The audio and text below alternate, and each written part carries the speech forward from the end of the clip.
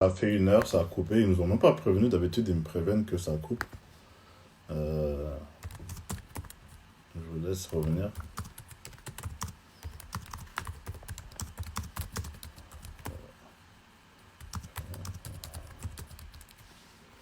Désolé, désolé. On avait atteint l'heure. Du coup, ça a coupé. Je vais attendre que Béatrice revienne pour la prendre. Elle va finir son récit. Avant qu'on prenne une autre personne.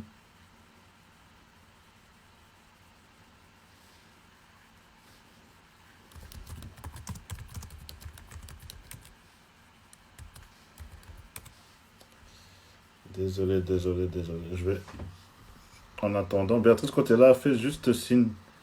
Toutes les personnes qui, j'ai reçu des messages, les personnes qui vont intervenir ce soir sont déjà définies, c'est-à-dire que ça fait un moment que j'avais mis une annonce par rapport à ça, et c'est les personnes que j'ai eues, avec qui j'ai discuté, et voilà, il y a 5 personnes qui vont intervenir ce soir, ce sera uniquement... Voilà, il y a tout un cheminement par rapport à leur récit, et à la fin, justement, Béatrice reviendra justement pour faire un point par rapport à tout ce qui s'est dit. Re- Oui. Il y aura un replay pour les gens qui me posent la question, excuse-moi Béatrice. Tous les lives Mhm. sont enregistrés à chaque fois, ils seront disponibles 24 heures. Voilà. Mhm. Je te laisse finir, excuse-moi. Ouais. Et du coup, en fait, si tu veux, à travers Solidaire, je me suis dit, c'était la meilleure manière pour moi de transmettre ce qu'on m'a donné. Mm, Et d'avoir, en fait, pour moi, c'était une manière aussi de d'honorer mon défunt mari, mm, parce que finalement, ce qui est le plus important, c'est pas le matériel, tout ça, c'est ce que tu vas faire à travers cette perte. Tu vois, comment tu mm, vas honorer ton défunt. Et je me suis dit, j'ai énuméré toutes ses qualités, tout ce qu'il avait apporté dans ma vie et tout ce que j'aimerais transmettre à mon fils.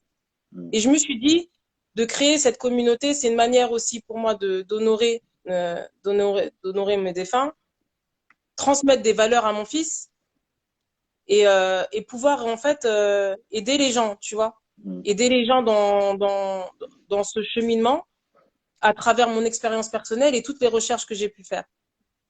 Donc, si tu veux, le projet Solidoy, il grandit au fur et à mesure, en fait. C'est un cheminement. Même Solidoy, c'est un cheminement, en fait, tu vois. Mm. C'est vraiment pas quelque chose de. Même, j'ai vu plein d'abonnés avec qui je discute d'ailleurs en message privé, tu vois. Pour prendre l'exemple, par exemple, j'ai vu Lisa. Lisa et Nora, par exemple, sont deux endeuillés. Quand je prends l'exemple avec elles, c'est que je leur dis, pour moi, c'est comme si on est assis l'une en face de l'autre avec un petit coussin dans un cocon et puis on se parle en fait, tu Mm. vois. On se raconte, on se dit les choses et c'est comme ça que je perçois cette communauté. C'est qu'on parle ensemble de euh, nos expériences personnelles et qu'à travers notre expérience, on soit un soutien pour l'autre. Parce qu'on en apprend de nos épreuves. Par Exactement. nos épreuves, on apprend énormément. Et de par cette épreuve, l'apprentissage qu'on a derrière ça, on le transmet. Et c'est ce que j'ai voulu transmettre à travers cette page de Solidaire, c'est que il y a les endeuillés, mais il y a les aidants. Mm. Les aidants, ils ont une valeur inestimable. Vraiment. En fait, à chaque fois, je le répète parce que c'est tellement important. Moi, si j'avais pas eu ma famille, mes amis, je pense que les choses auraient été beaucoup plus compliquées pour moi. Mm. Tu vois, et pourtant, il n'y avait pas forcément le tact tout le temps, il n'y avait pas forcément la douceur tout le temps. Il fallait aussi qu'on puisse, tu vois, que chacun euh, que chacun essaye de, tu vois, d'être mesuré, de comprendre l'autre, d'être indulgent envers l'autre. C'était pas tout le temps facile, hein.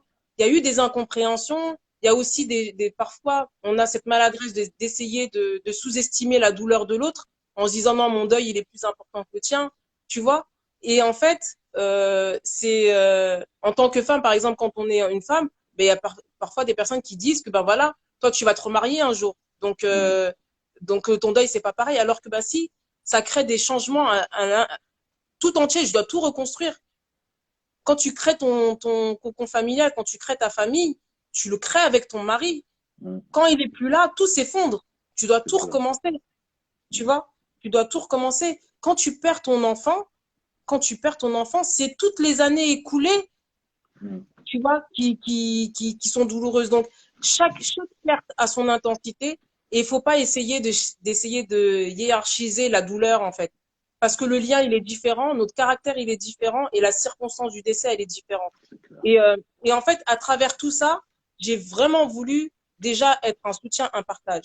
Et après, voilà, moi, c'est ce que je dis à chaque fois, c'est que je suis pas une spécialiste, j'apprends, je chemine. Ça veut dire que même des fois, ce qu'il arrive, c'est que des fois, il y a des abonnés qui me parlent d'un sujet et je leur dis, ben franchement, pour l'instant, je sais pas, tu sais qu'est-ce que je vais faire? Je vais chercher dès que j'ai la réponse, je te le dis. Pour moi, ça augmente mon expertise, tu sais, ça augmente ce que je fais et puis du coup, après, je lui apporte une solution. Et ben, en fait, et c'est ça, c'est qu'au fil du temps, ce projet, il grandit, il fleurit. Et en fait, c'est ça qui crée la beauté, parce que c'est la rencontre que je vais avoir à l'intérieur de ce projet qui va faire que ce projet, il va fleurir. Tu vois? Et c'est, on est tous en fait impliqués dans ça, dans le sens où on va tous le vivre et on va tous apprendre quelque chose de cette expérience-là, et on peut tous être un soutien pour l'autre à travers nos expériences. Et donc, c'est pour ça que je dis que l'aidant, il est super important. Il y a aussi Malika qui est là parce que ma sœur aussi, elle a perdu sa belle-mère il y a pas longtemps et elle me dit, elle a envoyé un message en me disant, je sais pas quoi dire, je sais pas quoi faire. Et en fin de compte, elle a fait des repas, elle lui a apporté des repas, elle a fait des actions qui étaient naturelles pour elle et c'était parfait. C'était parfait en fait. Des fois, on se met une pression à se dire, ah, je sais pas comment dire, je sais pas comment faire. Déjà, rien que la présence, c'est super important. Mm. Rien que d'être là, même pas sans dire un mot, c'est super important. Moi, il y a des personnes, tu sais, en fait, dans mon entourage, je les contacte pas, mais je sais qu'elles sont là pour moi. Mm. Je sais que si je les appelle à 2 heures du matin, je sais qu'elles seront là pour moi. Et de le savoir, ben, c'est super important parce qu'on se dit qu'on n'est pas seul. Mais c'est pas pour ça que je vais l'appeler. C'est pour ça que je dis qu'un endeuillé, dès lors qu'il sait que tu peux être là pour lui, déjà pour lui, c'est énorme. La Parce présence que, déjà est super importante. exactement. Et en fait, il faut pas négliger ça. Tu vois, des fois, on se met la pression à se dire, ouais, mais comment je vais l'aider, comment je vais faire? Ben, juste sois là. Juste sois là. Assieds-toi à côté d'elle. Même si tu dis rien, elle Mm. sait que tu es là. Des fois, un petit repas, garder les enfants, faire des petites courses. Moi, c'est ce qu'on faisait. On faisait des courses. Tu vois, des petits gestes de la vie quotidienne. On faisait mon ménage, on faisait à manger, tu vois, parce que j'avais pas l'énergie. Et des fois, c'est des petits gestes comme ça. Tu sais, avant, il n'y avait pas les cagnottes Litchi. Mm. En 2012, quand il est décédé, il n'y avait pas tous ces réseaux sociaux, Instagram et tout ça. Mais l'entraide qu'il y a eu, le réel, c'était énorme. Mm. C'était énorme, tu vois. Et alors, d'autant plus maintenant qu'il y a ces cagnottes, maintenant qu'il y a tout ça, on peut tellement faire de belles choses pour les gens, pour les aider, pour ne serait-ce qu'une petite chose. Moi, je me dis, à mon échelle, à ma hauteur, j'aide ce que je peux aider et je me satisfais, alhamdoulilah, je me satisfais de ça. Et à travers ça, mon cheminement même professionnel, il se fait petit à petit, tu vois. Et en fait, ben voilà, c'est quelque chose qui mûrit, qui grandit. Je continue à m'informer, à lire, à m'informer sur ce sujet. Je continue à transmettre. Et les gens, surtout aussi, les abonnés, elles me transmettent aussi leur parcours. Elles me transmettent. Je parle encore de Lisa parce que c'est une fille qui m'a beaucoup, beaucoup touchée. Elle est très jeune, mais la maturité qu'elle a gagnée en vivant son deuil, c'est incroyable. C'est incroyable. Et en fait, les épreuves, nous aide finalement à puiser à l'intérieur de nous nos propres ressources pour finalement créer des choses chez nous qu'on ne serait pas capable de faire, enfin on ne serait pas imaginé faire bien avant. Du coup, ça révèle des choses en nous, des capacités qu'on n'aurait pas pu imaginer avant, tu vois.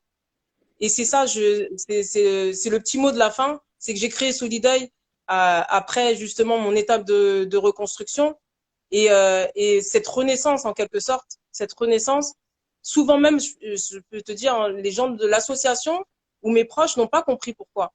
Tu sais, il y a une amie, je vais faire juste cette anecdote pour finir sur quelque chose quand même de marrant, c'est que si Rachel, elle est là, je sais pas si elle est là, Rachel, mais en fait, elle comprenait pas pourquoi j'avais créé Solidaire.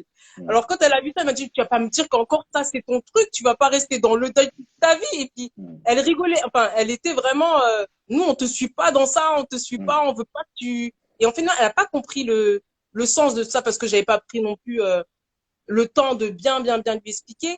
Mais c'est surtout que chaque personne, en fait, je me dis que chaque personne euh, va comprendre au fil du temps, tu vois, que c'est pas pressé.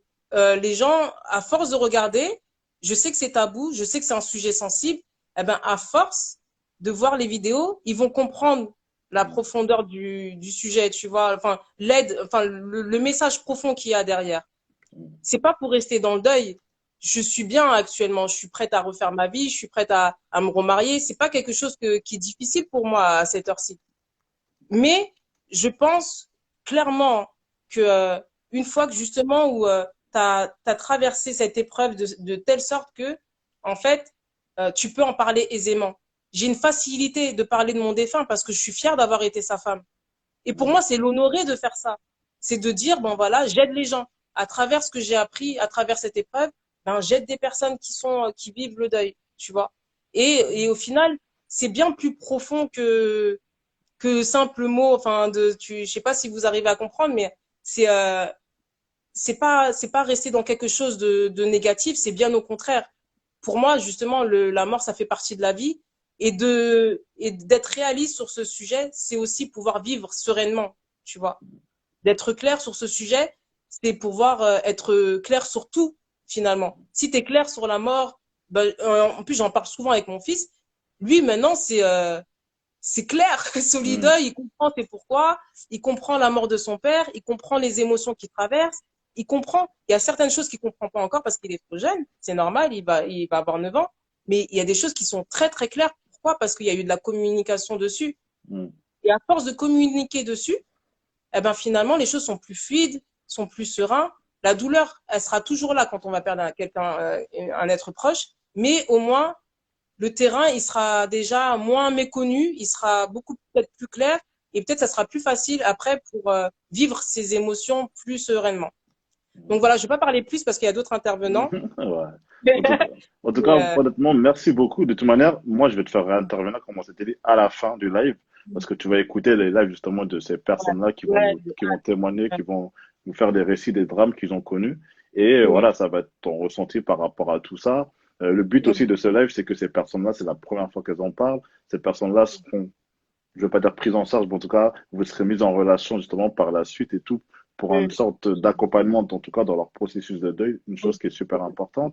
J'invite toutes les personnes, j'ai vu beaucoup de messages pour toi, à aller suivre ta page. De toute manière, il y a beaucoup de choses, c'est-à-dire de tout ce qu'elle a dit, c'est résumé sur sa page et il y a encore d'autres choses qui arrivent. Et mhm. de toute manière, tu restes sur le live, hein. Tu vas Oui, suivre le live, ouais, je suis là. en espérant que tu t'endormes pas parce que je sens que ça va être un Non, live non, je suis là, je suis qui là, va aller je suis là, loin. Donc je voilà, suis je te là. laisse Merci écouter les Bibi en tout témoignages. cas, Non, merci c'est normal. beaucoup, hein. Bah, c'est toi Honnêtement, qui as c'est fait normal. ouais, Et voilà, ça me merci. tenait à cœur parce que voilà, je sais que tu as un message, je sais que c'est quelque chose d'important. Une fois de plus, comme Mhm, tu disais, c'est des sujets dont on parle pas alors que ça touche vraiment tout le monde. Moi, le mhm, premier, je connais, autour de moi, je connais pas une personne qui n'a pas été endeuillée au moins une fois dans sa vie. Aujourd'hui, c'est important aussi de mettre justement, de sortir, pardon, de cette omerta qu'on s'inflige en se disant que ouais, il faut pas en parler, il faut le garder pour soi. C'est pas quelque chose qu'on partage. Tout à l'heure, tu disais, oui, face au deuil, comment réagir? Moi, la même question que tu disais tout à l'heure, moi, j'ai tellement de personnes qui m'ont dit, qui me disaient, mais Dibi, je ne sais pas comment réagir, qu'est-ce que je vais dire à cette personne, comment, etc. C'est important ce que tu dis parce qu'aujourd'hui, on y a tous été confrontés ou on y sera tous confrontés. Chacun a sa manière de faire face au deuil et chacun a sa manière de réagir surtout. En tout cas, merci beaucoup pour ouais, ce que merci tu as à dit. toi, merci. Je vais te reprendre juste à la fin, justement, pour que tu donnes ton ressenti. Là, on va prendre d'autres personnes qui font partie du programme de ce soir et tout, et on te Ouais, reprendra à la fin. Voilà. ok, bien. Ouais, merci à toi. Bah, Merci à merci vous. à toi, et n'hésitez pas à aller la suivre, hein. J'ai épinglé son Insta. Et voilà, si vous Mhm. avez des questions, n'hésitez pas à lui parler en privé. Le live sera enregistré, donc tout ce que tu as dit sera en replay. Et de toute Mhm. manière, après, dans ma story, je mettrai toutes les informations te concernant. Voilà. Merci beaucoup, Bibi. Merci en tout cas à toi, et on se reprend tout à l'heure, Inch'Allah. À tout à l'heure, Salam Inch'Allah. alaikum. Wa alaykoum salam. Tout le monde, bah merci. Je peux pas lire tous les messages parce qu'en fait je l'écoute et je reçois énormément de messages en même temps. Euh, je coupe à chaque fois les commentaires pendant les récits des personnes. Je les réactive au moment où ils parlent de leur processus justement de deuil. Et c'est volontaire, comme ça ne les perturbe pas. Là, on va prendre la prochaine personne. Je ne sais pas si elle est là, je l'espère. Je l'ai vu commenter tout à l'heure. C'est une personne aussi qui a été confrontée à cette situation. C'est la première fois qu'elle en parle. C'est la première fois qu'elle en parle. Elle aussi, elle a une histoire. Elle aussi, elle a vécu le deuil à sa manière. entre deuil et sentiment de culpabilité. Aujourd'hui, elle va justement nous raconter son histoire, nous faire le récit justement de cette journée qui a sûrement changé sa vie. Et voilà, je ne vous en dis pas plus, je vais essayer de voir si elle est là. Normalement, elle est là. À tout si tu es là. Je fais la demande.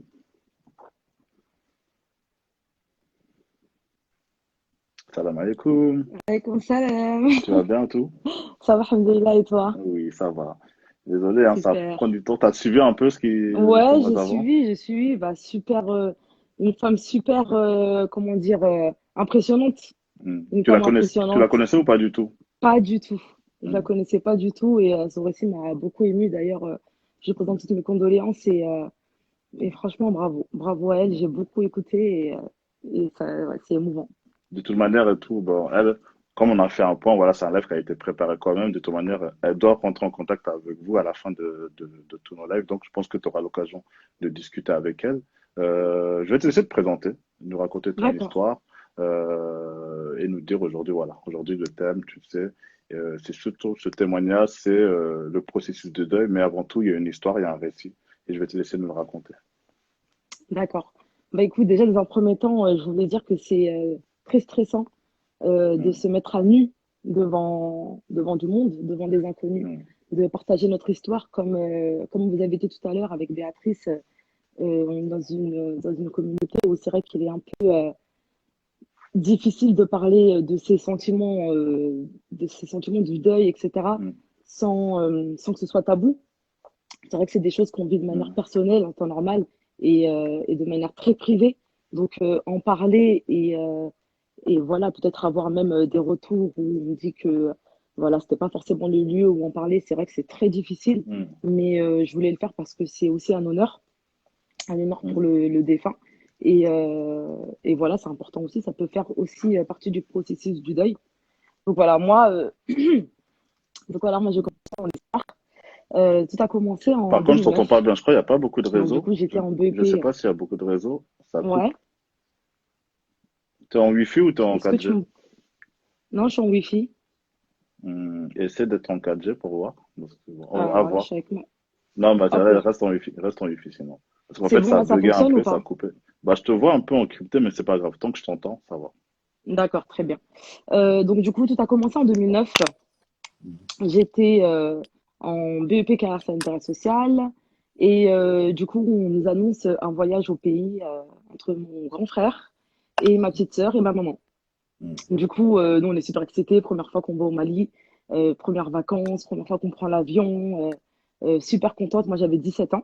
mm, Et donc, du coup, je me suis retrouvée à préparer mes affaires et à partir en vacances, donc avec ma mère, mon grand frère et ma petite sœur. mm, Euh, on se retrouve au Mali. Donc, on passe 2 mois là-bas. Première mm, fois. Ça a été difficile quand même parce que on est arrivé dans un pays qu'on connaissait pas. Donc, on se proclamait malien partout, Mali en force à chaque fois, mais on connaissait pas du tout en fait le pays. On est arrivé au village, donc voilà, on a passé 2 mois, on a rencontré notre famille, on a rencontré notre grand-mère, on a rencontré nos cousins, nos cousines, nos tantes et nos oncles. mm, Et on a passé donc 2 mois pleins au village. Ça a été très difficile quand même parce que le changement de climat a pas été facile enfin, ça n'a pas été facile pour lequel on s'est adapté. mm. Et donc, du coup, il y a ma grande sœur qui nous a rejoints. D'ailleurs, je lui fais un bisou, je sais qu'elle est là pour me soutenir. Il y a ma grande sœur qui nous a rejoints au pays et ensuite on, on était sur le départ. Donc on devait rentrer à Paris le 28 août, le vendredi 28 août 2009. On préparait nos affaires. Ma grande sœur devait partir plus tard. Donc on était avec elle la veille. On est parti manger au restaurant, ma petite sœur, ma grande sœur et moi.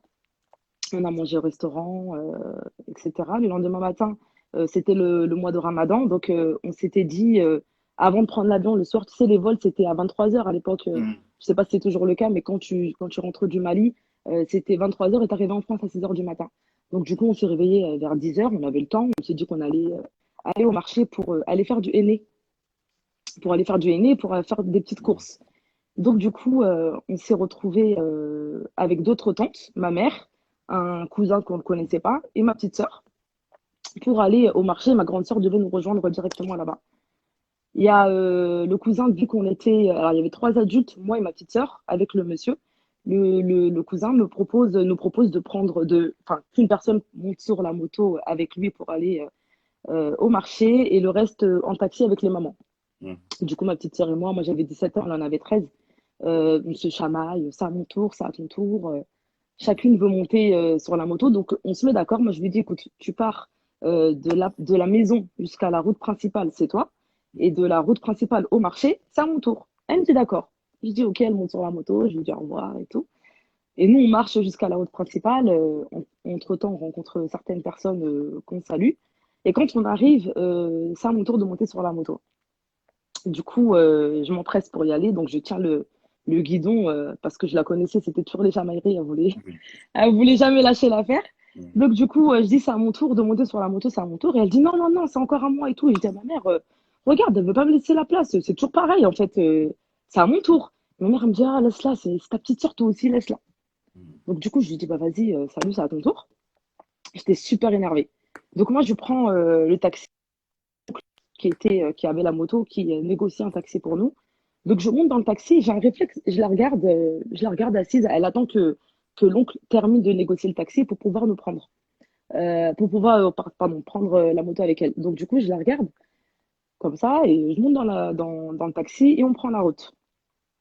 Donc, on roule et à un moment donné, je me rappelle comme si c'était hier, c'était en 2009. Hein. Mm. On arrive sur le pont, tu sais, le pont de Bamako, Mm. en dessous du lac, là, et il y a un grand embouteillage. Donc, on regarde comme ça, il y a le monsieur du taxi qui dit, ah, si c'est bouché, c'est qu'il y a un accident. Donc, il y a Mm. une de mes tantes qui dit, oh là là, les routes de Bamako, elles sont pas sûres. Enfin, voilà, quoi, c'est pas sûr, il n'y a pas de sécurité, etc. Et moi, je regarde comme ça, j'essaye de voir si je peux apercevoir quelque chose. Et, et je fronce les yeux comme ça et je dis, mais c'est Adja. Et il y a ma tante qui me met un coup. Elle me dit, mais t'es folle, tu peux pas dire ça. Tu dis pas ça, on ne dit pas des choses comme ça. Et moi, je reconnais le pantalon qu'elle avait. Je dis, mais si, c'est ma petite sœur. Et je sors du taxi et je cours. Le mec du taxi, il me crie dessus parce qu'il roulait, en fait. Mm. Donc, je cours, je cours. Et quand j'arrive, il y a un monsieur qui est à côté du corps. Et je vois ma petite sœur qui est par terre, en fait, et il y a une bâche dessus. Et quand j'essaye de m'approcher, il y a le monsieur qui m'attrape le bras et qui me fait un mouvement comme ça pour me frapper. Je lui dis, mais lâche-moi, c'est ma petite sœur, t'es malade ou quoi? Et il y a ma mère, enfin, il y a une tante qui vient, qui lui parle, et il y a ma mère qui soulève le drap. Et ma mère, elle dit en soninké, ils disent les mekarikoi. Ça veut dire, ils ont tué mon enfant. Et elle dit, la ilaha illallah, la ilaha illallah. Et moi, je regarde, en fait, et à ce moment-là, je me dis, enfin, c'est vrai ou c'est faux? Enfin, c'est pas possible. Et je dis, mais arrête de dire ça, ne dis pas la ilaha illallah, qu'est-ce que tu racontes? Et je secoue ma petite sœur et et je lui dis, réveille-toi. J'essaie de la réveiller et je sais pas pourquoi j'ai, je regardais autour de moi et je cherchais son âme. Alors, je sais que c'est bizarre, mais je sais que quand un défunt décède, son âme reste à côté de son corps. Et je la voyais là devant moi, mais je cherchais son âme. Je sais pas pourquoi. Et donc, du coup, je cherche et je regarde le corps et je regarde autour de moi. Je suis complètement perdue. Il fait chaud. J'ai chaud. On est en pleine chaleur, enfin, en plein cœur de Bamako. Et je suis en train de me dire, mais elle doit avoir chaud. Et il y a un monsieur qui arrive et qui prend son pouls et qui fait comme ça. Et je lui dis, non, non, tu peux pas dire ça. Arrête, arrête de faire non, tu peux pas. Mm. Et à ce moment-là, en fait, il y a tout qui s'écroule. Il y a tout qui se mélange. Je sais même plus comment je m'appelle. Je sais même plus qui je suis. Je sais même plus où je suis. Je suis en panique totale. Et il y a un monsieur qui me tient parce que je fais que de regarder le corps et qui me tire. Et là, de là, je l'insulte de tous les noms. Je lui demande de me lâcher. Et j'ai vu des militaires maliens qui étaient là sur place. Et tu sais, ils ont une arme en bandoulière. Mm. Et il y en a un à qui j'ai pris l'arme comme ça, j'ai secoué. Et je te jure, Dibi, que si j'aurais eu l'arme, je pense que j'aurais tué tout le monde. Parce que j'étais dans un état de colère extrême et de choc, en fait. Et j'ai même pas réussi à pleurer. J'ai même pas réussi à pleurer. Et dès là, on rentre, il y a un policier qui nous vire, qui nous a chassés des lieux, qui nous dit, allez, c'est bon, c'est fini, c'est fini. Et je lui dis, mais qu'est-ce que tu me racontes? C'est fini de quoi? Et là, je vois qu'ils prennent le corps de ma petite sœur et qu'ils s'en vont avec. Et je cours. Je cours derrière la camionnette. Et on me rattrape, on me met dans un taxi, on nous ramène à la maison.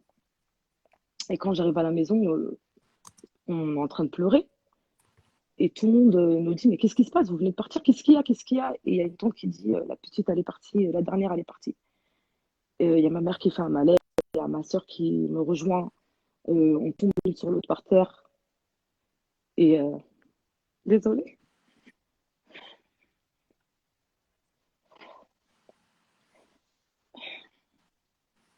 excuse-moi.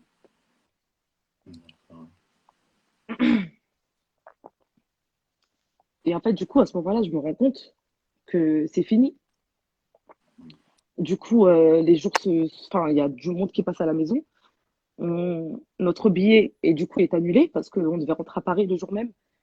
Il y a du monde qui vient, je comprends pas ce qui se passe. Moi, j'ai qu'une envie, c'est rentrer à Paris, en fait, parce que je sais même pas ce qui se passe. Il y a ma mère qui va je sais plus comment ça s'appelle À enfin, qui va à l'entrée. l'hôpital, en fait, pour laver le corps. Et quand elle revient, elle dit que c'est terminé, que c'est bon, ils ont lavé sa fille, que c'est terminé. Et ils nous disent, il y a le corps qui est devant, on va aller l'enterrer. Si vous voulez y aller, dire au revoir, vous pouvez. Et il y a ma grande sœur qui me dit, tu viens, on y va? Et je lui dis non. Et en fait, je suis restée dans le couloir et je sais même pas si je suis restée 5 minutes, 10 minutes ou 30 minutes. Je sais même pas. Je suis restée complètement bloquée en fait. Et au moment où j'ai voulu aller dehors pour voir le corps, et ils étaient déjà partis. Donc ils m'ont dit qu'ils l'ont enterré et nous, 2 jours plus tard, on est rentré en France. Quand on est rentré en France, donc il y a ma famille qui sont venus nous récupérer à l'aéroport. Dans l'avion, ma mère et moi, on a fait un malaise parce que il y a eu ce sentiment de laisser. On avait l'impression d'oublier quelqu'un, d'oublier quelque chose. Et on s'est dit, on est en train de la laisser, là, officiellement, on part. Du coup, on est arrivé en France et quand j'arrive dans mon appartement, je trouve ma famille. Et, euh, et la première personne que je vois en dehors de ma famille, c'est une copine à moi qui est peut-être là sur le live, qui s'appelle Awa. Et, euh, et je la vois comme ça devant moi. Et en fait, à ce moment-là, c'était ce que j'avais besoin, en fait, parce que en fait, pendant un deuil, on est entouré, mais on se sent tellement seul. Et à ce moment-là, en fait, j'avais besoin de trouver quelqu'un avec moi. Et du coup, je l'ai trouvée elle et elle m'a pris dans ses bras, elle m'a dit d'arrêter de pleurer, mais ça, c'est une phrase que j'ai jamais compris, qu'on répète souvent et que j'ai déjà dit même à des amis, ne pleure pas. Mais je sais même pas pourquoi on l'a dit, parce que si on pleure pas pour un deuil, on va pleurer à quel moment? Si on pleure pas pour un deuil, c'est à quel moment qu'on va pleurer? Et du coup, c'était très difficile. Euh, euh, il y a ses amis qui avaient 13 ans aussi, ses copines, qui ont fait des t-shirts pour elle. Il y a ses copines qui ont été là, qui ont fait des courriers, qui ont récolté de l'argent. Elles ont été adorables à 13 ans. Enfin, c'est incroyable. J'ai eu mes copines qui m'ont soutenue. C'est ce qu'elle disait tout à l'heure, Béatrice, le soutien des amis, c'est important. Et par-dessus tout, j'ai le soutien de mes frères et sœurs. J'ai euh, j'ai j'ai eu le soutien, enfin un soutien énorme de la part de mes frères et de ma sœur. Et du coup, c'est ce qui m'a permis un petit peu de me relever. Là, le processus du deuil, du coup, comment ça s'est fait pour moi, ça a été très, très, très, très, très compliqué. Dans un premier temps, en fait, j'ai eu un sentiment de perte identitaire. En fait, je me suis retrouvée de grande sœur à petite sœur. J'avais plus personne derrière moi, c'était la dernière. J'avais une petite sœur et je me suis retrouvée sans rien. Je suis rentrée, il y avait encore ses affaires, il y avait un lit superposé, on était ensemble dans la chambre. Toutes ces affaires qu'elle avait laissées, tous les sentiments enfin, tous nos souvenirs en fait qui étaient là sur place et ça a été très difficile. Du coup, j'ai fait ce qu'on appelle un transfert. Je sais pas si tu connais un petit peu. Tout l'amour que j'ai pas. Parce qu'en fait, alors attends, parce que je me mélange. Du coup, quand elle est décédée, en fait, c'était à mon tour de monter sur la moto. Du coup, pendant très longtemps, j'ai senti que c'était de ma faute. Tu as eu ce sentiment de culpabilité. C'est exactement ça. Pour moi, c'était de ma faute. C'était à mon tour. C'était à moi de mourir. Et c'était pas à elle. Alors, je suis musulmane. J'avais 17 ans à l'époque, donc j'avais pas la connaissance que j'ai aujourd'hui. Mais pendant très longtemps, j'ai eu ce sentiment-là et je répétais, c'est de ma faute. C'est de ma faute. Quand on était le jour même de l'accident, quand on a appelé mon père pour lui annoncer qu'il venait de perdre un de ses enfants, je lui ai répété au téléphone que c'était de ma faute, que j'étais désolée en fait. Et on me répétait que c'était pas de la mienne, que c'était le destin, que c'était Dieu qui avait décidé ça, mais j'avais du mal à y croire, j'avais du mal à l'accepter. Et je me suis retrouvée donc à être forcée à avoir un psy. Donc le CPE de mon lycée qui m'a forcée à avoir un psychologue qui était de permanence 2 fois par semaine au lycée, parce que juste après, je passais le bac. Et donc j'ai vu un psychologue et on a travaillé sur ce processus-là, justement, de deuil pour déjà, dans un premier temps, retirer ce sentiment de culpabilité et dans un second temps, accepter la perte de ma petite sœur. J'ai vu ce psy pendant 2 ans. Euh, ça m'a, Ça a été bénéfique parce que forcément, j'ai réussi à sourire. Enfin, j'ai réappris à sourire, j'ai réappris à rigoler. Mais pendant ouais, 2, 3 ans, à chaque fois que je rigolais, je m'en voulais. Parce que je me disais, moi, je rigole, mais j'ai ma petite sœur qui est décédée. Je rigole, mais j'ai ma petite sœur qui est dans sa tombe. Et comment je peux me permettre de rire? Comment je peux me permettre de sourire? Je me suis dit, c'est fini. Là, ma petite sœur, elle est partie.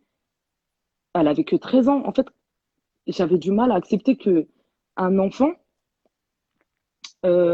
puisse partir aussi brutalement. On devait rentrer en France, elle devait retrouver ses copines, elle avait acheté des souvenirs pour ses copines. Elle était joyeuse, c'était une petite fille rigolote, c'était une fille qui était drôle, c'était une fille qui était toujours pleine de vie. Et du coup, j'ai eu du mal à accepter ça et à me dire que j'allais plus jamais la revoir. Et même aujourd'hui, ça va faire 11 ans, et me dire que ma petite sœur, elle sera pas là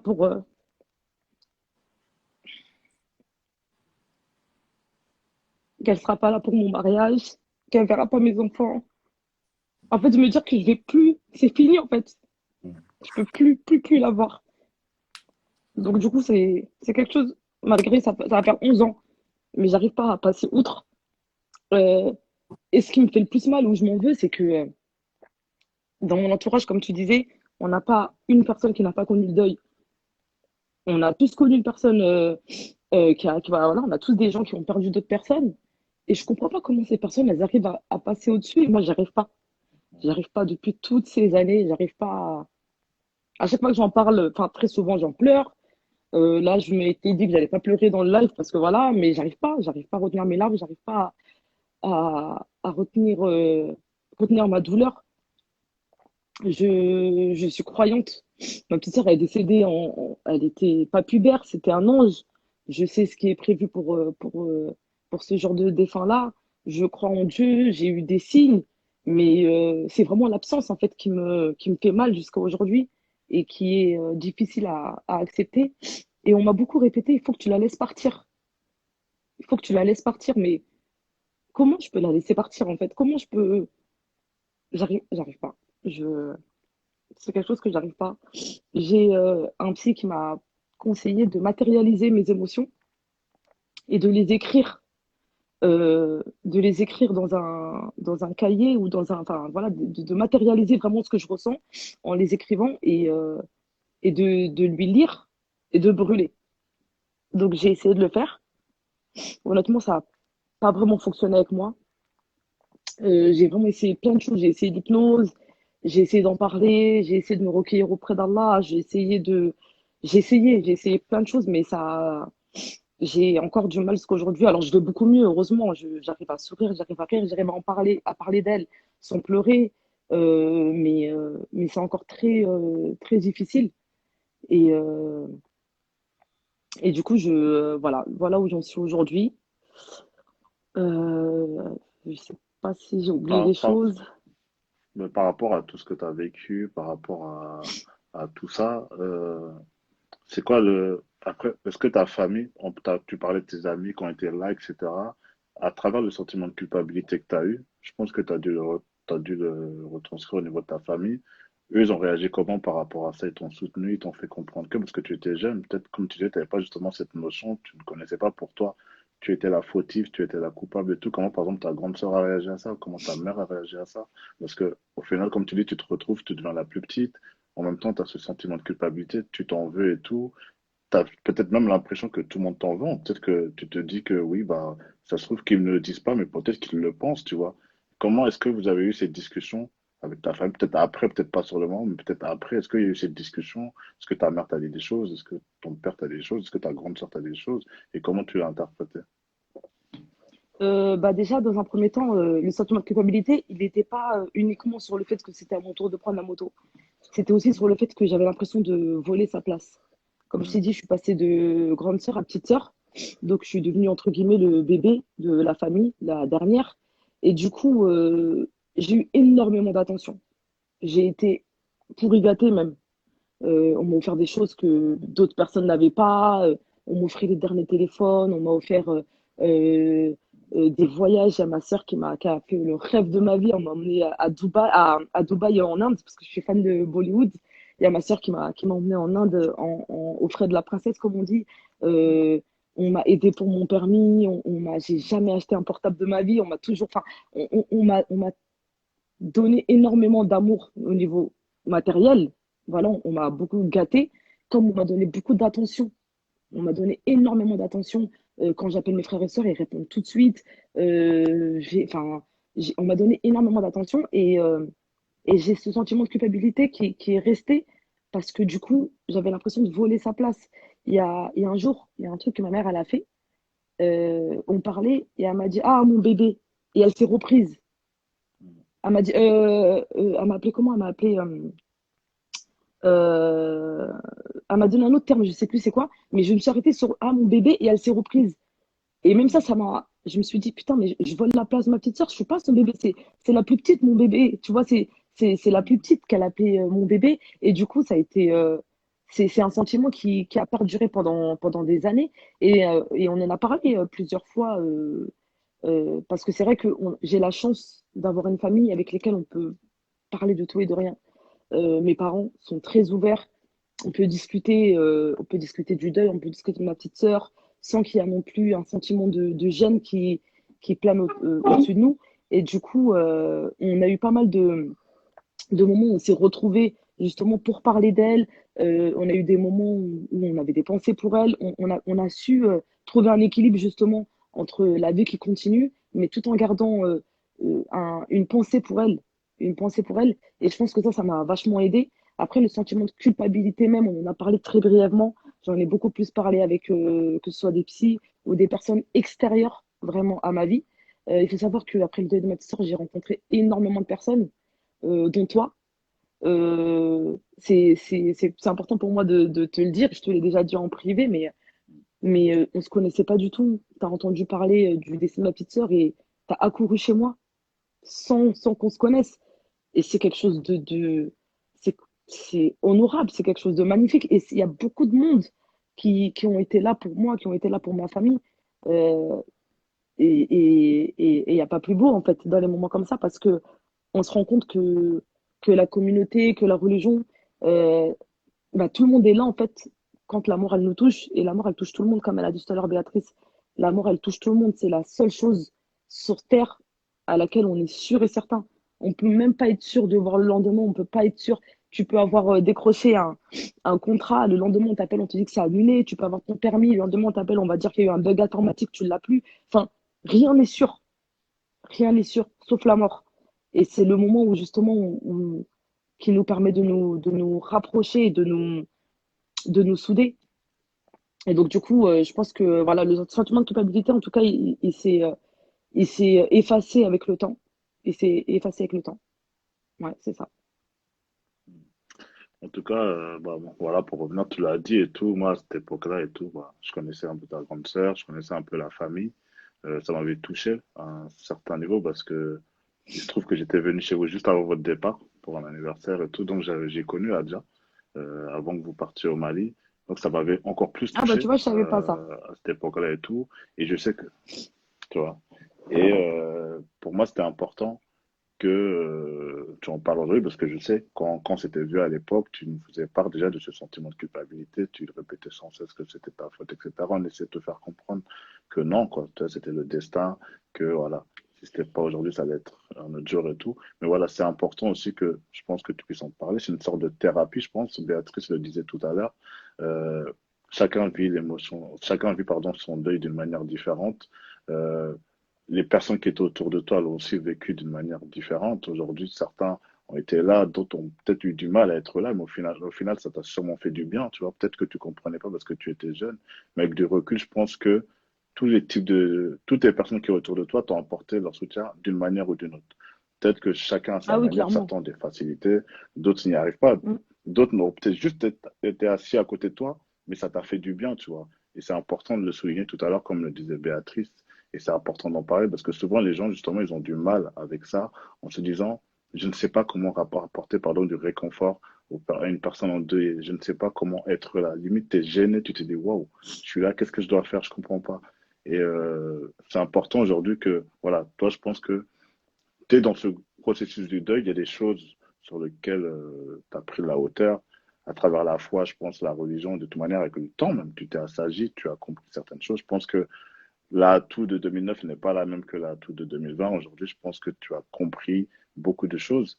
Et voilà, je pense que le simple fait d'en parler, même si ça va te raviver certains souvenirs, ça va participer justement à ce processus-là qui fait que tu vas peut-être mettre des mots sur tes mots et comprendre peut-être les, euh, les confronter au deuil des autres. Toi, chacun, comme on disait, chacun a sa manière de vivre un deuil et tout. Chacun a eu sa manière justement de passer outre. C'est-à-dire que on n'oublie jamais rien, on vit avec, tu vois, on s'y fait pas en fait. La perte d'un proche, on s'y fait pas. Mais malheureusement, comme disait Béatrice, la vie continue, donc tu es obligé de réapprendre à vivre. Et c'est toutes ces choses-là avec lesquelles tu te dois de composer. Donc, je pense que c'est important d'en parler. Et je pense qu'il y a eu une vraie évolution, en tout cas, moi qui t'ai vu, en tout cas, il y a eu une vraie évolution là-dessus. Comme je te disais, la Mm. atout de 2009 n'est pas la atout d'aujourd'hui, donc je suis très très fier de toi. Je pense que ceux qui te Merci. connaissent l'ont vu, ta grande sœur ou tous les membres de ta famille. Et c'est important qu'aujourd'hui tu puisses en parler parce que je sais qu'il y a beaucoup de gens qui sont dans ton cas, qui n'ont pas su comment réagir, qui n'ont pas ont du mal à faire ce deuil parce que ils s'enferment sur eux-mêmes. Tout à l'heure, on parlait d'omerta intérieure. Ça veut dire que on a tendance à s'enfermer, à se dire bon, je vais garder ça pour moi, je vais pas en parler, mais en fait, tu en souffres plus qu'autre chose. Tu sais, le simple fait d'aller voir un psy, il y a beaucoup de gens qui pensent qu'aller voir un psy, c'est un truc de blanc, entre guillemets, mais le Mm. simple fait de parler, je pense que ça fait du bien, ça te permet de te libérer, ça te permet d'évacuer certaines choses et tout. Et souvent, autour de toi, tu es une personne qui va te comprendre. C'est pas une personne qui va te juger, c'est une personne qui va vraiment te comprendre et tout. Et même si ça va pas effacer ta douleur, ça va l'anesthésier en quelque sorte. Tu vois. La douleur, elle reste et tout, mais sur le coup, ça va te faire du bien et tu vas peut-être t'en servir justement pour puiser en fait de l'énergie pour que ça soit une force. Aujourd'hui, ta sœur n'est plus là. Aujourd'hui, c'est une étoile. Elle veille sur toi. Tu te dois justement de la rendre fière. C'est-à-dire que je pense qu'à travers tout ce que tu as appris aujourd'hui, tu es encore plus forte qu'avant. Et tout à l'heure, quelqu'un le disait en commentaire et tout, fais en sorte d'œuvrer de la meilleure des manières et tout pour la retrouver, Inch'Allah, là-haut et tout. Donc aujourd'hui, pour toi, euh, tout ça, c'est une force. C'est-à-dire qu'aujourd'hui, malheureusement, il y a des choses qu'on ne peut pas changer. Il y a des choses qu'on ne peut pas changer, Mm. on ne peut pas revenir en arrière. Donc on se doit de composer avec la mort. On se doit de composer avec la mort. On se doit surtout de l'utiliser pour, en tant que rappel, mais surtout pour avancer et tout, de se dire que elle aurait sûrement voulu que tu fasses de belles choses, tu vois. Tout à l'heure, tu Mm. parlais de mariage, etc. Même si elle n'est pas présente, d'une certaine manière, elle sera présente. Et c'est important que d'où tu es, tu puisses la rendre fière d'où elle est là. Donc, c'est super important. En tout cas, merci d'être intervenu. Je sais que c'était quelque chose de difficile pour toi parce que tu ne l'as jamais fait en public. Non, jamais. Béatrice Béatrice sera mise en relation avec toi tout à l'heure, justement, vous allez en discuter juste après le live et tout. Elle vous enverra tous un Mhm. message en privé, je leur poste votre numéro directement. Comme ça, vous pourrez discuter, échanger et tout. Elle a des questions, tu as des questions. Je pense que c'est important aussi que vous puissiez confronter justement toutes ces choses-là et vous puissiez vous accompagner mutuellement. Voilà. Ouais, En tout cas, merci. Bah, merci je à voulais tous. juste rajouter, bah, déjà merci à tous les commentaires, j'en vois depuis tout à l'heure. Merci à tous. Franchement, barakallahu fik, que Dieu vous récompense. Et voilà, si vous pouvez tous avoir une petite invocation ce mois de Ramadan pour ma petite sœur, qu'elle repose en paix et que, Inch'Allah, on puisse tous se retrouver à Jannah, Inch'Allah. Et voilà, un gros big up à ma sœur, à ma grande sœur Bintou. Franchement, franchement, comment dire, là, quand il fait quelque chose, il y a toujours un bien derrière. Et cette épreuve, elle nous a consolidés, elle nous a rapprochés à un maximum. Elle a toujours été là pour moi. Elle l'est toujours. Quand ça va pas, quand j'ai besoin de pleurer, elle m'écoute. Je voulais aussi faire un gros big up à toutes les copines de ma petite sœur. Elles ont été c'est de ça que je te parlais juste avant quand je te parlais d'un transfert. J'ai tout le sentiment d'amour que je devais donner pour ma petite sœur, je l'ai transféré sur elles et elles ont su le recevoir avec brio. Machallah, elles ont toujours été là. Elles n'ont pas mon âge, elles sont beaucoup plus jeunes, mais elles viennent à la maison voir ma mère. Elles passent tout le temps, elles me font rire. Elles m'envoient des messages quand c'est la date du décès ou la date de son anniversaire. Elles sont franchement, qu'Allah les préserve. Et du coup, bah, toutes mes copines, tout mon entourage, toutes les personnes qui ont été là, toutes les personnes qui m'ont écouté pleurer, parce que j'en ai appelé des gens pour pleurer, toi, d'autres personnes, franchement, vraiment que Dieu facilite à toutes les personnes qui vivent un deuil, que Dieu facilite à toutes ces personnes-là, qu'Allah accorde sa miséricorde à tous nos défunts, qu'il leur accorde le paradis, Inch'Allah. Et voilà. Plein de bisous.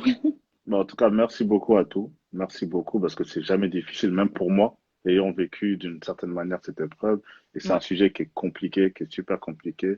Mais je tenais à ce qu'on en parle parce que je pense que à travers vos témoignages, à travers tout ce qui va en ressortir et tout, je pense que d'autres personnes qui sont chez eux vont peut-être être touchées d'une certaine manière, vont peut-être comprendre certaines choses, vont peut-être sortir de leur introspection et sortir de cette omerta intérieure dont on parlait tout à l'heure. Donc, je Mm. pense que ton témoignage, c'est le tien, mais c'est celui aussi de toutes les personnes qui ont vécu ce genre d'histoire. En tout cas, merci beaucoup à tous. Kala, tu es dans Merci. ton processus de deuil, t'assistes et Amin. t'accompagnes. Et Amin, amin. plein de bonnes choses pour toi, en tout cas. Je te laisse suivre la suite du deuil. Il n'y La a pas suite, de pardon, souci. excuse-moi, du T'as live. notre Et récompense. bah, on se reprend. Amin, amin. Prends soin de Bisous. toi et gros bisous. Salam alaikum. Alaykoum salam.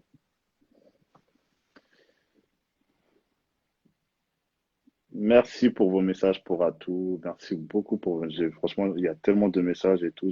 Elle pourra pas, je pense qu'elle les lira au moment du replay. Je pense qu'elle les lira au moment du replay. Merci beaucoup. C'est un live qui est super difficile, euh, tant par l'émotion, tant par les témoignages. Euh, donc c'est pour ça que je me sens obligé à chaque fois d'enlever les commentaires parce que c'est compliqué pour les personnes qui font leur récit. Donc, merci beaucoup en tout cas. Merci pour vos mots, pour vos messages, etc. Il y a d'autres personnes qui doivent intervenir. Je vais voir si la prochaine personne est là, parce que je ne la vois pas connectée. Si tu entends mon message, quitte, reviens et fais-moi la demande, parce que je ne vois pas. Comme ça, je te prends. Merci beaucoup. Je suis en train de lire vos messages en même temps. La page de Béatrice, c'est Béatrice Toubi. De toute manière, après le live, à chaque fois, je reviens à chaque fois sur les personnes qui sont intervenues. De toute manière, Béatrice, elle est en train de commenter, vous la voyez. C'est Béatrice Toubi, n'hésitez pas à aller la suivre.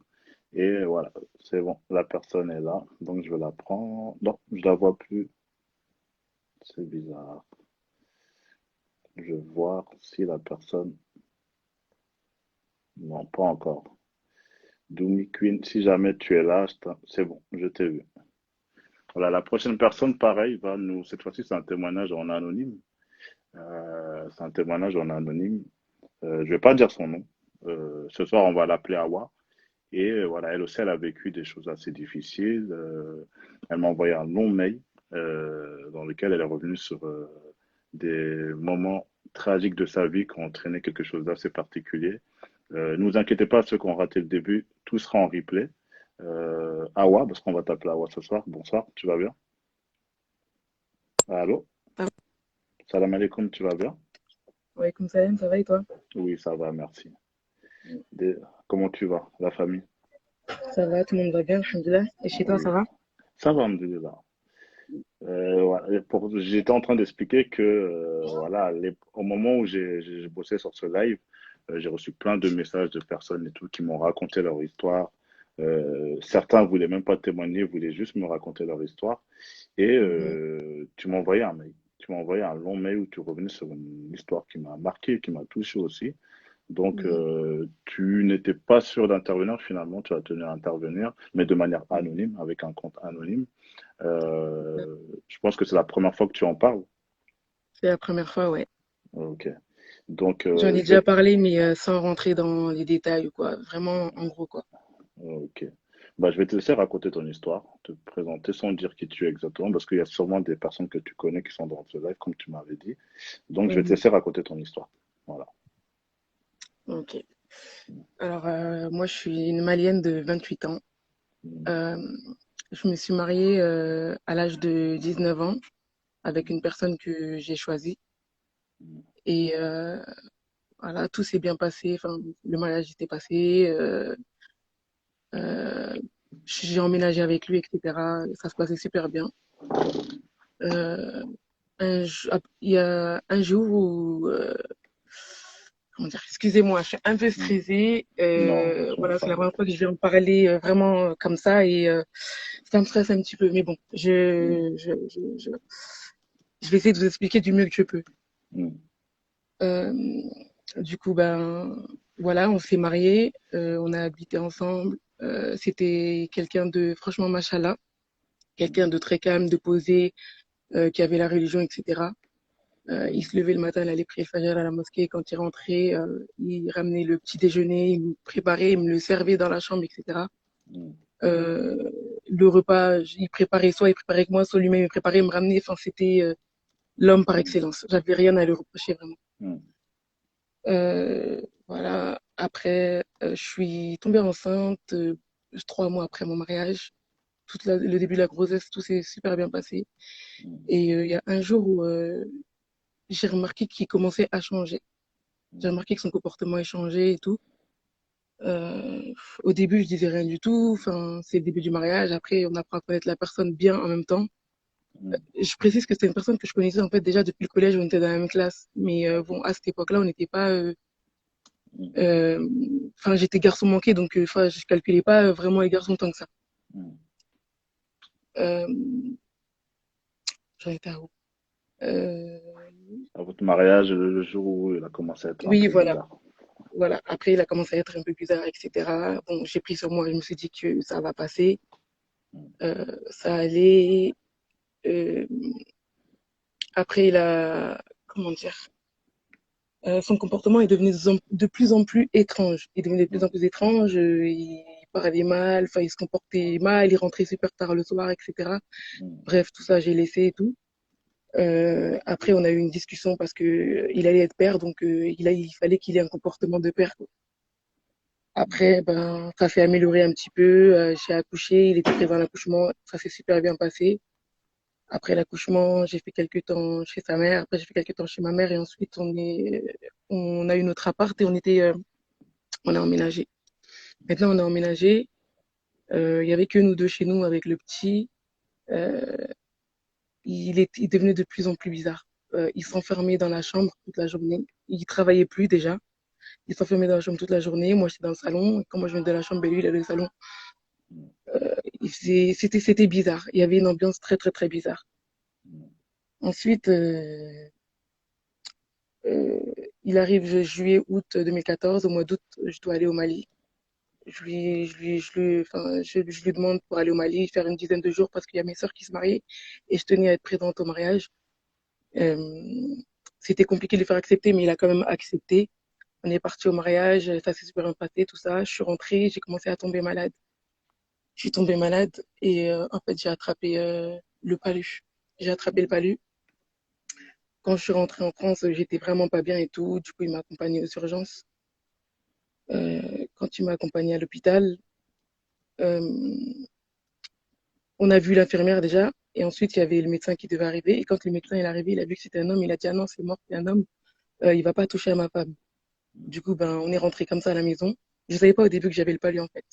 On est rentré comme ça à la maison. Et, et ben, j'étais de plus en plus malade. J'arrivais plus à tenir debout. Je m'occupais de mon petit. Il avait 5 mois à ce moment-là. Je m'occupais de lui. Toute seule, je le lavais, j'étais à quatre pattes parce que je tenais pas debout, j'étais pas bien du tout. J'avais plus de 40 de fièvre, je mouillais tout mon lit tellement j'étais pas bien. Il y a un matin où je me suis levée et je hurlais de douleur. Je dis ça y est, je peux plus en fait. J'arrêtais pas de vomir, j'étais pas bien du tout. Il faut que j'aille voir quelqu'un. Et je lui ai dit que j'allais voir mon médecin traitant. Il m'a dit ok, vas-y. Donc je me prépare pour aller et tout et il me dit ah, mais tu laisses pas le petit en fait, tu vas avec le petit. Je me suis dit ouais, je suis malade, j'arrive à peine à tenir debout. Tu peux garder le petit au moins le temps que j'aille chez le médecin. Il a pas voulu. Je sais pas, j'ai midi 14h, j'ai préparé le petit, je l'ai mis dans un poussette, je l'ai emmené. Quand je marchais dans la rue, les gens, ils me regardaient, ils me disent, ça va, ça va. Moi, oui, ça va, ça va. Je vais, euh, j'arrive chez le médecin. Et en fait, quand je suis arrivée là-bas, j'avais l'impression de me sentir en sécurité, en fait. Et je me suis lâchée d'un coup et en fait, j'ai fait un malaise. J'ai fait un malaise, ils ont appelé le SAMU et ils m'ont transféré à l'hôpital. Et, euh, et le petit, il est resté avec les secrétaires là-bas. Et du coup, j'ai appelé ma petite sœur, j'ai dit, ouais, est-ce que tu peux récupérer le petit et tout parce que je suis à l'hôpital, je suis pas bien. Ils m'ont transféré dans un hôpital pas à côté de chez moi, qui était loin de chez moi. Ils m'ont emmené là-bas et après, pendant 5 jours, ben, j'étais à l'hôpital, mais je savais pas différencier la nuit du jour. En fait, j'étais là sans être là vraiment. Pendant 5 jours, j'étais là-bas. Je sais plus si j'avais eu des visites. Je me rappelle vraiment, c'est trop vague en fait pour moi. Je me rappelle plus trop de ce qui s'est passé. Et quand je suis revenue à moi-même, je me suis réveillée, la première personne que j'ai cherchée, c'était mon fils. En fait, mon fils, il buvait que le lait du sein et il avait que 5 mois encore. Mm. Donc, j'ai demandé au médecin, j'ai dit que je voulais rentrer chez moi et tout, parce que voilà, il y avait mon fils, je sais pas où est-ce qu'il est, avec qui il est, donc laissez-moi rentrer chez moi. Le médecin, il a accepté, mais il m'a dit qu'il fallait que je revienne tous les jours jusqu'à ce que je guérisse complètement. Du coup, ben, c'est ce que j'avais fait. Je suis rentrée chez moi, j'ai récupéré mon fils, il était chez ma mère, il allait bien, ça va. Et voilà, je l'ai récupéré, je faisais des allers-retours à l'hôpital. Je lui demandais de me prêter sa voiture pour aller à l'hôpital. Il refusait de me la prêter, de garder le petit aussi, il voulait pas. Du coup, le petit, il allait chez ma mère à chaque fois. Bref, tout ça s'est passé. Après, ça s'est calmé un petit peu. Et de là, il y a un jour où il a commencé à me frapper dessus. Il a commencé à être violent. Je sais pas pourquoi. Il était devenu trop bizarre. Je comprenais pas. Je sais pas. Je comprenais pas. Donc, il a commencé à me frapper. Au début, c'était la première fois qu'il m'a frappé, il m'a cassé des côtes. Je suis partie aux urgences. Je suis partie aux urgences. Après, je suis revenue en fait. Je suis revenue à la maison, etc. Non, Starfala. Je suis pas revenue ce jour-là. Je suis partie chez ma mère. Je suis partie chez ma mère. Et après, lui, il est venu me chercher là-bas chez ma mère. Parce qu'en fait, quand moi, j'étais pas à la maison, il se sentait pas bien. Mais quand j'étais là, on n'arrivait pas à s'entendre. Il me faisait des passes trop bizarres. Après, je suis quand même rentrée à la maison, etc. Et ensuite, on est rentré dans une routine sans dire quoi que ce soit chez moi, en fait, qu'il me frappait ou quoi que ce soit, je disais pas. Je suis juste partie comme ça, j'ai rien dit du tout. Euh, donc après, je suis revenue chez moi, j'étais là-bas, mais en fait, c'était devenu une routine. Il me frappait tout le temps, tout le temps, tout le temps. Quand il rentrait à la maison, il sortait dehors. Quand il rentrait, je savais qu'il allait me faire frapper. Après, il m'a cassé mon nez. Et bon, après, quand il me frappait, c'était des traces qu'il me laissait. Mais bon, à la fin, j'avais pris l'habitude, en fait. Je savais que quand il allait rentrer, j'allais me frapper. J'allais me faire frapper. Euh, euh, Après, comment ça s'est passé? J'essaie d'abréger un petit peu, hein, donc je vais vous Ouais. dire juste en gros, sans trop rentrer plus dans les détails.